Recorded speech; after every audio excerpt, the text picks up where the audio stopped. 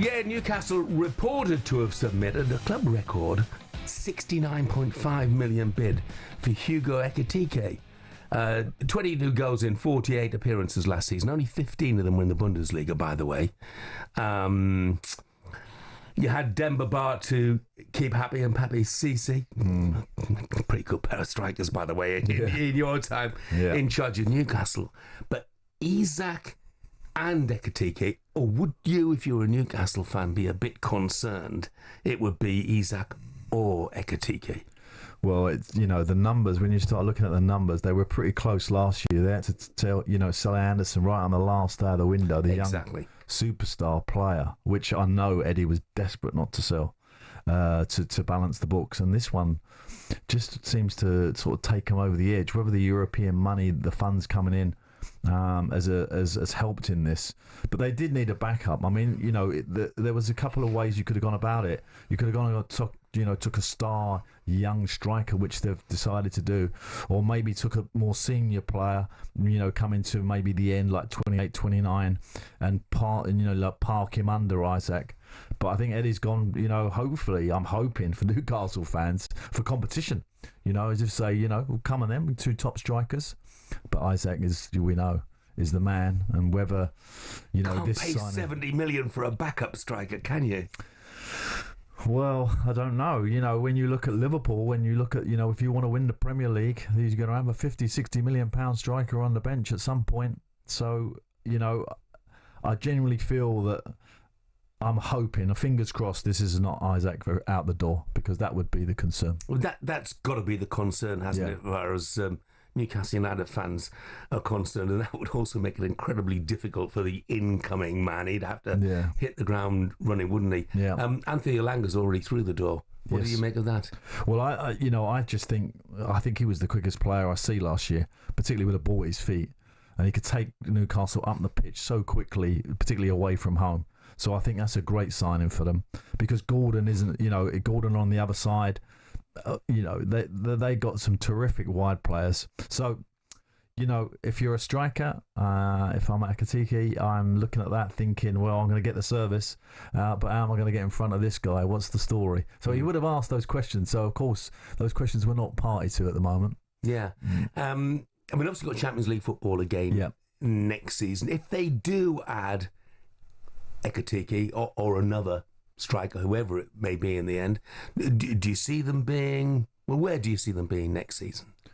Well, I think I said last year, I think they'd make the Champions League, which they did, but I mean, it was a bit of a struggle to get there, they got there in the end. But I think, I don't really see them challenging for the title, but definitely Champions League. They'll be looking on one of the cups for sure. And there were 2 strikers like that does represent where the Premier League is financially. You're going to have 2-3 top strikers, and you're going to have to rotate it and sit on the bench. Yeah, I think, as you said, though, PSR is the big cloud that hangs over so many of the big clubs. That's the elephant in the room, isn't it? Well, really very is. much is. Yeah. What about your other old club, Palace? Battles on 2 fronts, really, haven't they? Over their Europa League place and to keep some of their star players. I saw Jean-Philippe Mateta, or his representatives, in inverted commas, meant to be having talks with Liverpool yesterday. Yeah, and he's obviously linked with Arsenal again today, after being linked with Spurs for so long. And Guéhi for a long time being linked with just about everybody. Well, Guéhi, for me, will go because he's only got a year left on his contract. He's the one that's vulnerable in terms of losing. I mean, obviously, they're not going to lose him for a fee that's not acceptable. So the fee will be, 60 million, 70 million, whatever it's going to be. But he would be the one I expect to go. I think Eze will stay. I think Steve Parish obviously lost that battle with Europe this week, which obviously you can tell he's very aggrieved about. And I think they will appeal. Whether that takes them anywhere, I don't know. Maybe just focus on that Conference League now and try and win that. But Eze is the big battle, I think, that he's got on his hands at the moment. Yeah. Palace fans, Newcastle fans, get involved this morning. 03717223344. Give us a call. Give us your views on the season to come. Now, Chelsea were, of course, crowned world champions on Sunday. It's been pushed, promoted that they've won every single trophy as possible to win. They haven't won the EFL trophy for a start. That's just one. But nevertheless, Darren Bent thinks it's some achievement. every competition they've been in, they've won it. Now that there, I don't see how you can say what you want about this Club World Cup. I personally really enjoyed it. I thought it was Did you? I remember I said I had it above certain trophy League Cup and all that. I really enjoyed the tournament, and yes, you might want to poo-poo the Conference League, you might want to poo-poo the Club World Cup, but what you can't poo-poo is that every competition that Chelsea Football Club have been in, they've won it. Yeah. And a lot of these trophies, they've won multiple times. So they haven't nicked one Champions League, one League Cup, one Premier League. It's multiple Premier Leagues, couple Champions League, couple Europa Leagues. I think they've even won a couple Super Cups.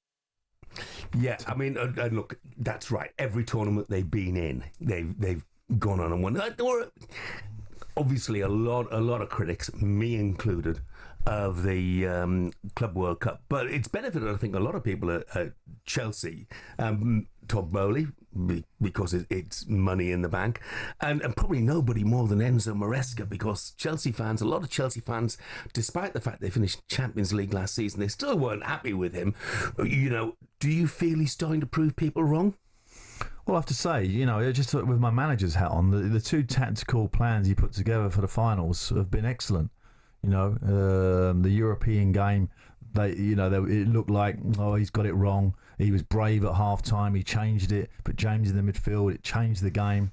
They won that. And then the final on Sunday was a masterclass of exploiting an area of the pitch that PSG hadn't really seen them exposed on that side of the pitch. Mendes is a real, top player, but decided to play Palmer on the inside of him. And on that inside channel, he got those, amazing, almost could have had a hat trick, to pass two of them into the net. Outstanding display. I actually think that, just on a coaching level, to make PSG look as uncomfortable for most of the game as they did was a great feather in his cap. Yeah. Look, it was an absolutely fabulous performance. People said they had an easy path to the final. It's totally irrelevant. There's no easy paths in professional football. No, and it's a cliche, but you can only beat what's put in front of you. And what was put in front of them were PSG, the champions of Europe, by common consent, the best team in Europe. And they pretty much wiped the floor with them on the day. We were already getting a Newcastle response. By the way, Chris in the tune says, lads, we have one centre forward, Isak. We could be playing 80 games next season. Of course, we need another striker to support and compete with him, not to replace him. Chris, I take that point completely, but if you were Hugo Ekitike, are you coming to St James's Park to sit on the bench? I wouldn't have thought so, personally.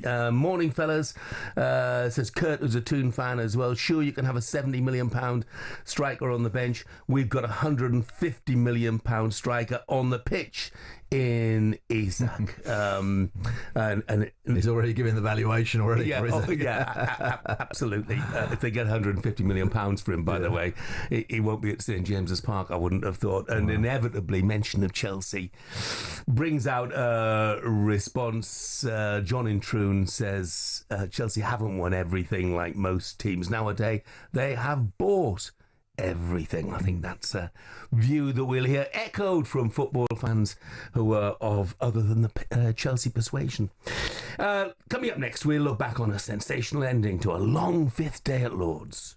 talkSPORT Breakfast, waking you up Monday to Friday morning from 6 a.m. on AM, on DAB, via the talkSPORT app and on your smart speaker. talkSPORT.